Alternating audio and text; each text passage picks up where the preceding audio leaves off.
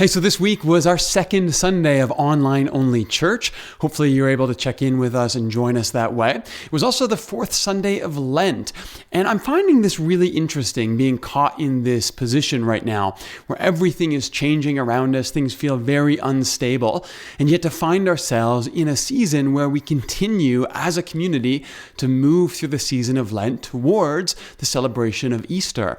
Actually finding a lot of calm and a lot of peace in that to remind myself that we are part of a bigger story, a story that's even bigger than what's happening with the COVID-19 pandemic, a story that reaches back thousands of years to all of those people who have been part of the life, death, and resurrection of Jesus, finding that very grounding for myself. And hopefully, as you continue to track with us on Sundays, online, you're finding the same kind of experience. I really hope that for you. But this Sunday, Bobby was walking us through the next part in the story of Jonah. And she reached a really pivotal moment in the story because we got to the start of chapter 3. And chapter 3 is sort of the restart to the Jonah tale. In 1 verse 1, we read that the word of the Lord came to Jonah, son of Amittai. Well, in chapter 3, verse 1, we read that the word of the Lord came to Jonah a second time. It's the same sentence, except son of Amittai has been replaced by a second time. And this is very intentional. The writer here wants us to understand that we've reached a new beginning. And I love the way that Bobby framed this. She talked about a great second chance in the story. And she's playing off this language that the writer has used over and over again as the tale unfolds. There's a great wind and a great storm.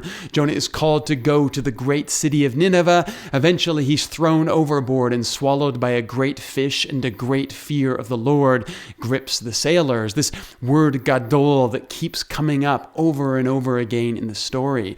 Now we get to see this great second chance. The writer embedding this idea in us that there are great stories around us all the time, good and bad. Things that feel much bigger than us, that make us feel small or insignificant. Sometimes it's the goodness and the grace of God that makes us feel insignificant. Sometimes it's things like what's happening in the world around us that make us feel insignificant. But the writer embeds us, the writer embeds the story in this compassion of God that we're moving towards with this tale.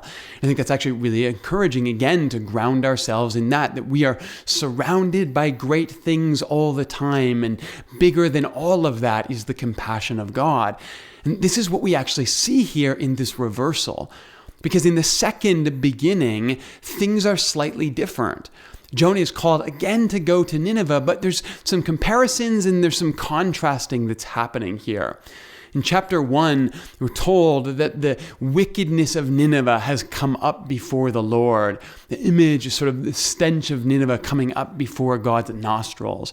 But now Jonah is called to go to Nineveh a second time and to call out to them with the message of the Lord. See, as the story is unfolding, we are starting to get to see God as God really is. Not just through the eyes of Jonah, not just through the eyes that we expect to see God through, but as God really is.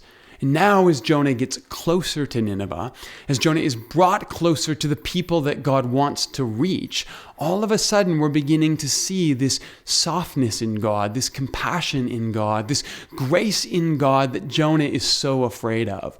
Later in the story, Jonah is going to say, I ran away because I knew that you are compassionate and full of grace.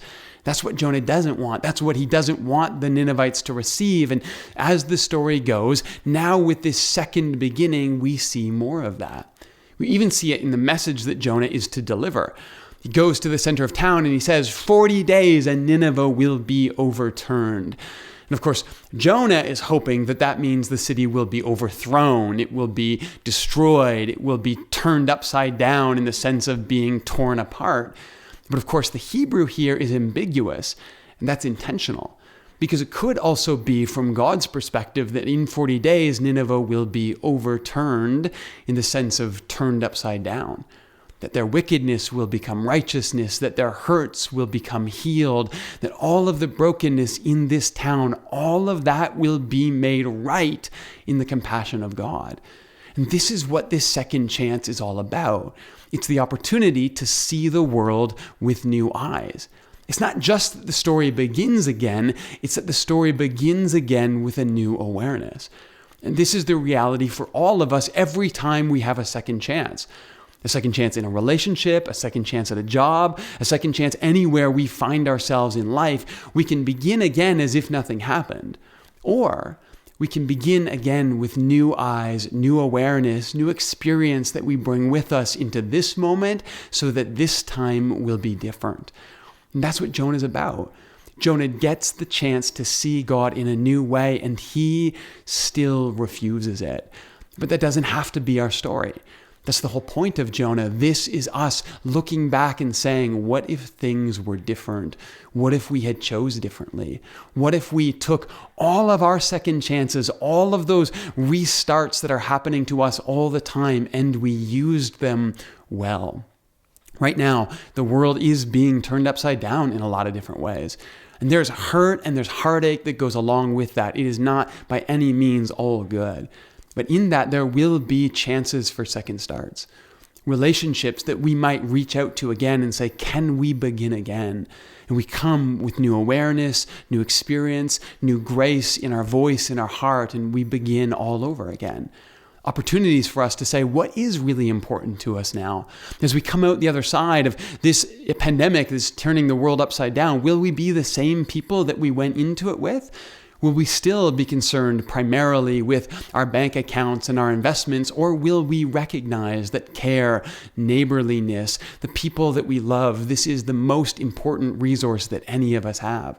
Of course, we're going to have to restart. Of course, we're going to have to work hard. Of course, we're going to have to rebuild things that have been lost.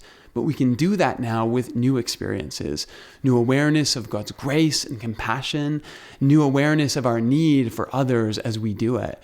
And all of that means that those second chances don't just have to be a new start. They can be a new opportunity to become a new person. And even if Jonah doesn't want that here in this story, all of us have that opportunity offered to us at many points throughout our lives. And this story reminds us that we can choose to be different on the other side. There are lots of new opportunities for you to begin again. My prayer is that you would take advantage of them and you would begin again as someone completely new, with the Spirit of God in you, recreating you, helping you to become everything God imagined you to be from the beginning. Whatever your second chance is, may you face it with new eyes, new imagination, new ability to embrace everything that God has offered to you in this moment and the moment that's coming.